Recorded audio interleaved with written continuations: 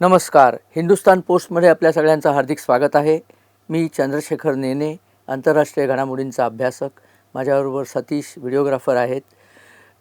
काल परवा मी जो एक व्हिडिओ केला डोनाल्ड ट्रम्प यांच्या विजयानंतर की कशाप्रकारे ते अमेरिकेत विजयी झाले आणि आता अमेरिकेत जे घुसखोर शिरलेले आहेत, प्रचंड प्रमाणावर घुसखोरी अमेरिकेत होते.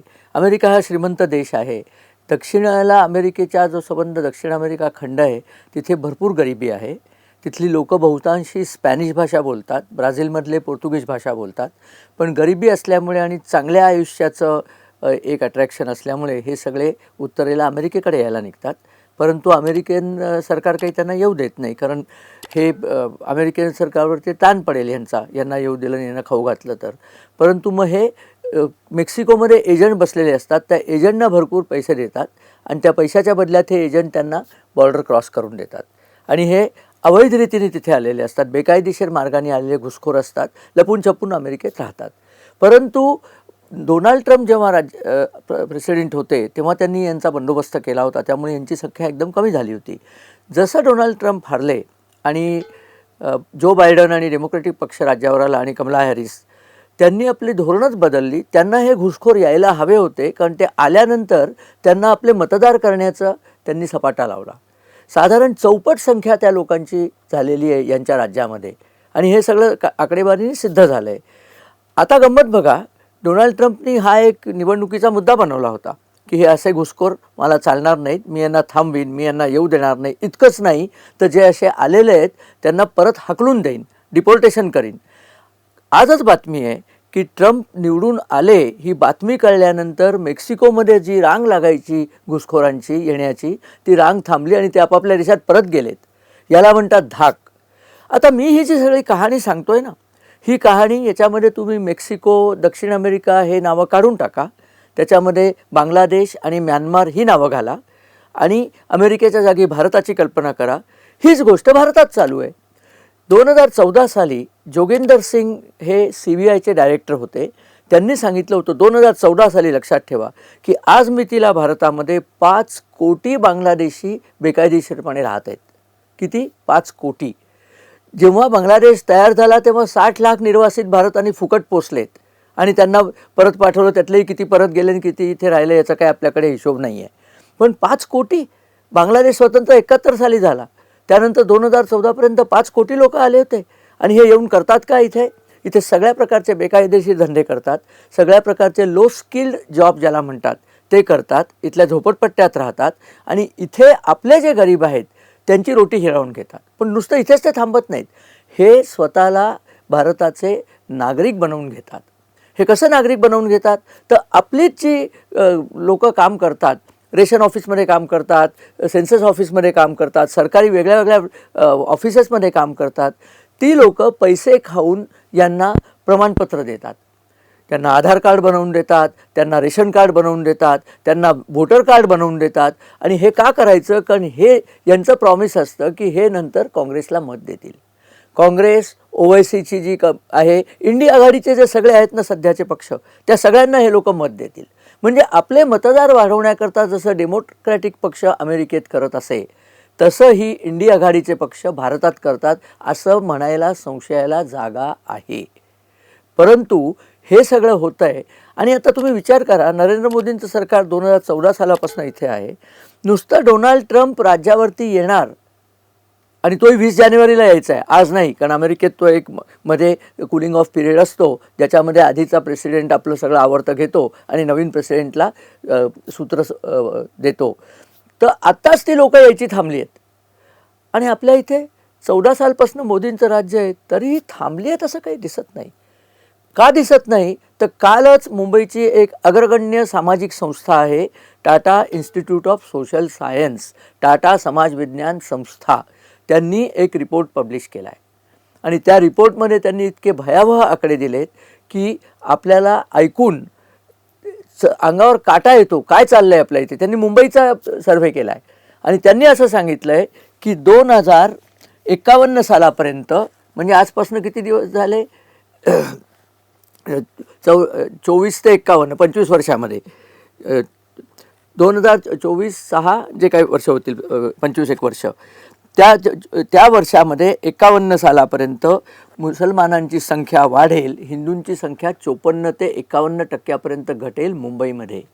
आणि मुसलमानांची संख्या ज्याच्यामध्ये मुख्यत्वे बांगलादेशी आणि रोहिंग्या असतील ती 30%च्याही पुढे जाईल. हा अत्यंत भयावह आकडा आहे. तुम्हाला म्हणजे तुलना करायची म्हणून सांगतो.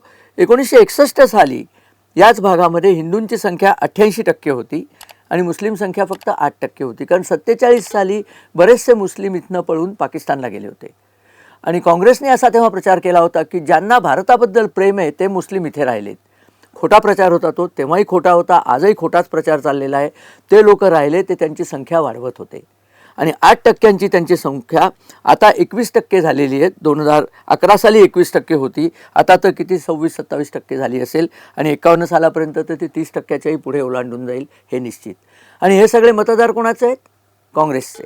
ठरवून सगळं झालेलं आहे. हे तुम्हाला वाटतं ना की भाईचारा वगैरे, याच्यातही मला सांगायचं यांच्यावर दया दाखवण्याची काही गरज नाही. कारण हे लोक जेव्हा आले, बांगलादेशचं तुम्हाला उदाहरण सांगतो, हे बांगलादेशातनं आपल्याकडे आलेत. परवा बांगलादेशात जेव्हा शेख हसीनांची सत्ता गेली तेव्हा बांगलादेशांच्या हिंदूंचं काय झालं? त्यांचं शिरकाण झालं, त्यांच्यावर हल्ले झाले.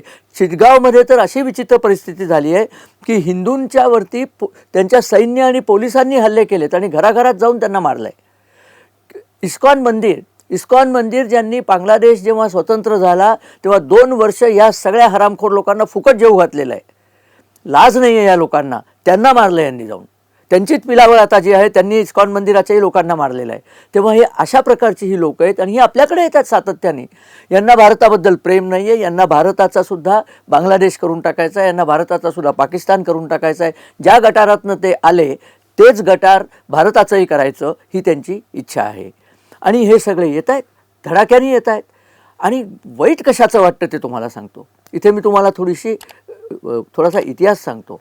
1192 साली पृथ्वीराजचा मोहम्मद घोरींनी पराभव केला आणि भारतावरचं हिंदू राज्य संपायला सुरुवात झाली. तेव्हा पृथ्वीराजच्या विरुद्ध मोहम्मद घोरींना कोणी बोलवलं? तर पृथ्वीराजचा सासरा जयचंद यांनी बोलवलं. जयचंदचा बाप होता विजयचंद. विजयचंद तेव्हा मलेला होता, नाही तर त्याला स्वर्गात काय वाटलं असेल, काय आपला हा मुलगा निघाला. बाळासाहेबांना स्वर्गात काय वाटत असेल, काय आपला हा मुलगा निघाला. सूर्याजी पिसाळ्याच्या वडिलांना स्वर्गात काय वाटलं असेल की काय आपला मुलगा निघाला. अरे ज्यांच्या विरुद्ध आम्ही जन्मभर लढलो त्यांना तुम्ही मिळालाच जाऊन.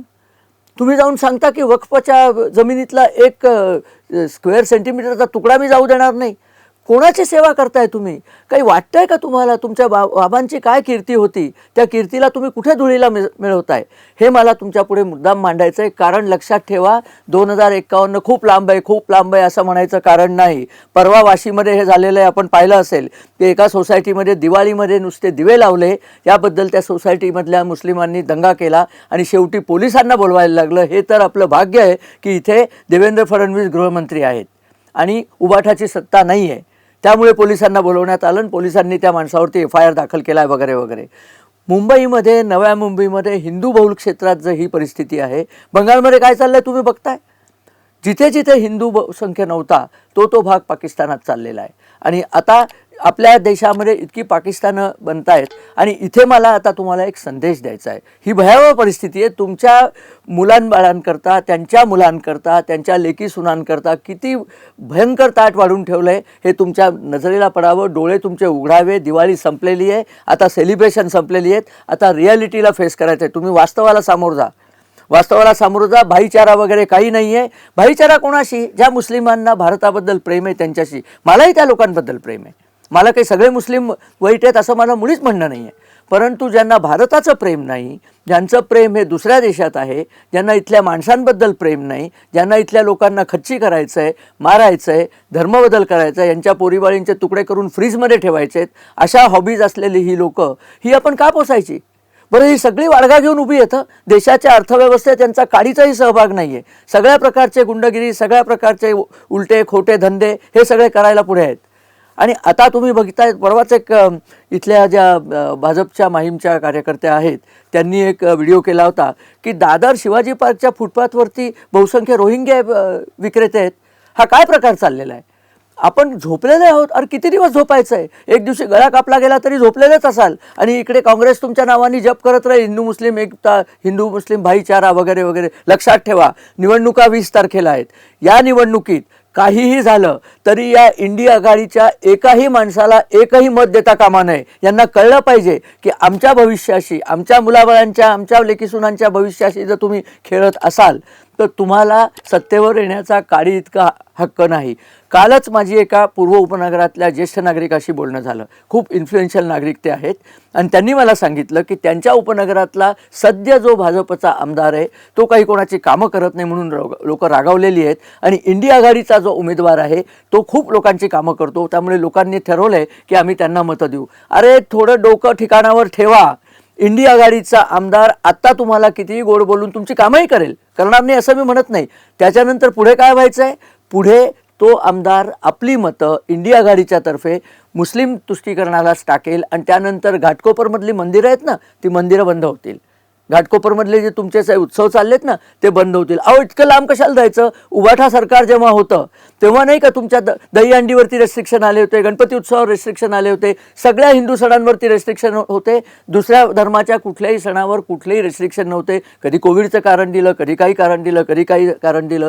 कित्येक वर्ष काँग्रेस सरकार असताना भिवंडीमध्ये शिवजयंतीची मिरवणूक काढता येत नव्हती. अरे महाराष्ट्रात राहता, लाज वाटली पाहिजे आपल्याला.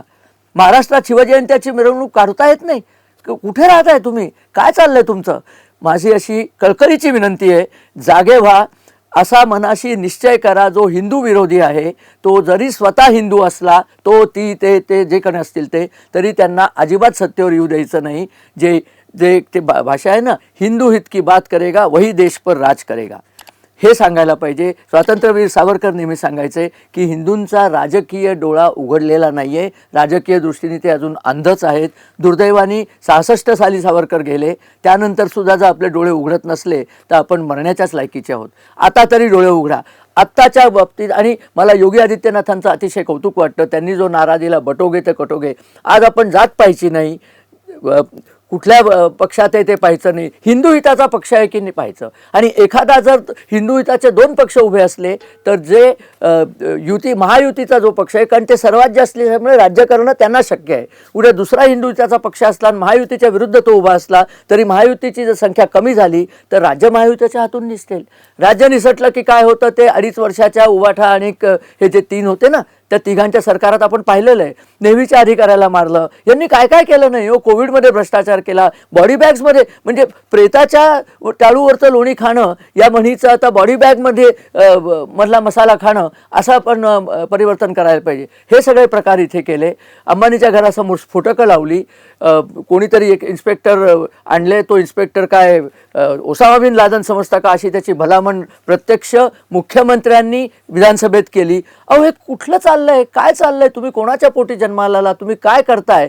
सूर्याजी पिसाळ हे नाव महाराष्ट्रात लोकांना माहिती आहे. ते का माहिती आहे? कारण 19 ऑक्टोबर 1689 साली सूर्याजी पिसाळनी येसूबाई आणि शाहू महाराजांना औरंगजेबाच्या ताब्यात दिलं. रायगडचा वेढा जुल्फिकार खानाने घातला होता. त्याच्या सैन्यामध्ये सूर्याजी पिसाळ होता.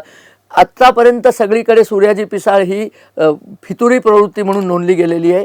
ती सगळी प्रवृत्ती तुम्ही आम्हाला दाखवता. अरे आज सुद्धा तुम्ही हे सगळे सोडा, तुम्ही परत या. हिंदू बांधव तुमचं अत्यंत आनंदाने स्वागत करतील, मोठ्या मनाने तुम्हाला क्षमा करतील. कोणाच्या मांडीवर जाऊन बसलाय तुम्ही? वक्फच्या भूमी देणार आहेत. उद्या तुमची सगळी मंदिरं वक्फनी घेतली की मग काय करणार आहात? लक्षात ठेवा, तुम्हाला 20 तारखेला जे मतं द्यायचं आहे. मी खरं इथे काही कोणाचा प्रचार करायला थांबलो नाही, पण हिंदू जर जगला तर हा देश जगणार आहे. जाणार कुठे आहात तुम्ही? हिंदू कॅनडात गेले होते पळून, तिथेही मार खात आहेत ते. आता ट्रम्प आलेले आहेत आणि ट्रम्प म्हणतायत की मी या हिंदूंचा वरती अत्याचार थांबवणार आहे. आणि तेव्हा मी जर राज्यावर असतो तो अत्याचार होऊ दिला नसता. हे सगळं मी गेल्या व्हिडिओत सांगितलं. त्याच्यावर एक अप्रतिम कमेंट दीपक कदम 4423 हा त्यांचा ID आहे, त्यांनी केली आहे की अहो तुम्ही कुठल्या अमेरिकेतल्या गोष्टी सांगताय? इथेच हिंदूच्या विरुद्ध लढतोय, त्याचं काहीतरी करा. ट्रम्प काय म्हणणार आहे इथे लढायला तुमच्याकरता? खरं बोललेत दीपकजी, धन्यवाद तुमच्या कमेंटबद्दल. ट्रम्प तिथे आहे, ट्रम्प आपल्याला मदत करतील नाही असं नाही, पण आपल्यालाच आपलं भविष्य आपल्या हातात घेतलं पाहिजे. प्रतिज्ञा करा की हिंदू विरोधी जे असतील त्यांना एक सुद्धा मत गेलं नाही पाहिजे. कुठल्याही जी पण जात स्वतःला हिंदू मानते त्या जातींनी यांना एकसुद्धा मत द्यायला नको. आणि कोण कुठल्या जातीचा आहे आता विसरा, बटोगे तो कटोगे लक्षात ठेवा. एवढं तुम्हाला कळकळीची विनंती करून मला हा व्हिडिओ थांबवायचा आहे. थोडं या व्हिडिओत मी जरा जास्त एक्साईट होऊन बोललो, परंतु विषयच असा आहे. अहो मला काही आता फार दिवस नाही, 51पर्यंत मी जगणार पण नाही आहे, पण तुम्ही जगणार आहात. आणि तुम्हाला असं जगायचं आहे का? तुम्हाला कसं जगायला लागेल बांगलादेशचं बघा की, तुम्हाला बघता येतं कसं जगता येतं. पाकिस्तानचं उदाहरण बघा, 2% हिंदू उरलेले नाही आहेत, 30% हिंदू होते पार्टिशन झालं तेव्हा. काय चाललं आहे हे? आपल्याला आपली भूमी राखायला पाहिजे. आपली भूमी जर आपण राखली नाही तर आपली भूमी जाईल, आपली इज्जत जाईल, आपला पैसा जाईल, आपल्या हवेल्या जातील, आपल्या नोकऱ्या जातील, आपल्याकडे काही उरणार नाही. फक्त सेवा करायला आणि जिजिया कर भरायला आपण शिल्लक राहू. लक्षात ठेवा, हे मी खोटं सांगत नाही आहे. इतिहासात असं अनेकदा घडलेलं आहे. आता तरी असं घडू देऊ नका. डोळे उघडा, उघडा डोळे बघा नीट. कुठल्या तरी चॅनलची आहे ना, उघडा डोळे बघा नीट. जगवा आपल्या पुढच्या पिढीला.